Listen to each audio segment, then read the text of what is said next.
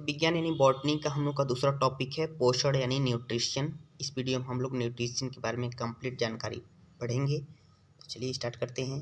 पोषण बीमारी से लड़ने तथा वृद्धि विकास के लिए पोषक तत्वों को सहायक तत्वों को पोषण कहते हैं। पोषण जो होते हैं दो प्रकार के होते हैं। एक होता है बृहद यानी मैक्रो तथा दूसरा होता है माइक्रो यानी सूक्ष्म। बृहद क्या होता है, इसकी जो आवश्यकता होती है बहुत अधिक होती है। जो बृहद होते हैं, बृहद तत्व होते हैं, इनकी जो आवश्यकता होती है बहुत अधिक होते हैं।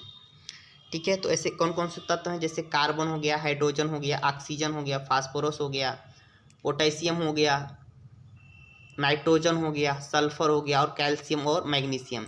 इनकी जो आवश्यकता होती है शरीर में बहुत अधिक होती है। इनको हम बृहद पोषक कहते हैं। पौधों को जो सर्वाधिक मात्रा में कार्बन की आवश्यकता होती है, पौधे जो होती हैं उनको जो सर्वाधिक मात्रा में कार्बन की आवश्यकता पड़ती है।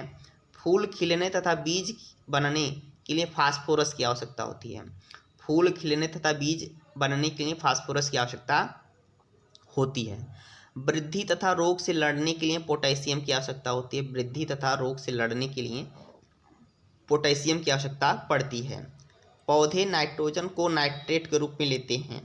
यह क्रिया राइजोबियम नामक जीवाणु करता है। जीव द्रव्य का जो निर्माण होता है सल्फर करता है। जीव द्रव्य का निर्माण कौन करता है? सल्फर करता है। डीएनए तथा आरएनए में कैल्शियम पाया जाता है। जो डीएनए और आरएनए होते हैं उनमें कैल्शियम पाया जाता है। क्लोरोफिल में मैग्नीशियम पाया जाता है। पौधों को आयोडीन की आवश्यकता नहीं पड़ती है, जबकि नारियल के पौधों को आयोडीन की आवश्यकता पड़ती है। अब पढ़ेंगे हम लोग सूक्ष्म जो पोषक होते हैं, माइक्रो न्यूट्रिशन। इनकी जो आवश्यकता होती है बहुत कम मात्रा में होती है। इनको हम माइक्रो पोषण कहते हैं यानी सूक्ष्म पोषण कहते हैं। जैसे इनका जो ट्रिक है, मन को जीत कल मत बोल फनी। इसका जो ट्रिक है, मन को जीत कल मत बोल फनी, तो यह मीन्स मैग्नीज हो जाएगा। Manganese, cobalt, zinc, chlorine, molybdenum, boron, iron और निकिल। इनकी जो आवश्यकता होती है शरीर में बहुत कम होती है, इसलिए इनको मिनी यानी माइक्रो न्यूट्रिशंस कहते हैं। लंबाई वृद्धि के लिए जो होती है जिंक की आवश्यकता होती है। लंबाई में बढ़ाने के लिए हमको जिंक की आवश्यकता होती है। लोहा का प्रयोग खाद के रूप में नहीं होता है। लोहा का उपयोग खाद के रूप में नहीं होता है। पादपों का आर्थिक महत्व क्या है हमारे दैनिक जीवन में? तो पादपों का हमारे दैनिक जीवन में बहुत महत्व है। जैसे सिनकोना के छाल से कुनैन प्राप्त होता है, जिससे मलेरिया की दवा बनती है। मुलेठी की जड़ से गला साफ करते हैं। ब्राह्मी के पत्ता के प्रयोग करने से स्मरण शक्ति यानी याददाश्त जो होता है बढ़ती है। सर्पगंधा के जड़ से सांप काटने तथा हाई बीपी की दवा बनती है।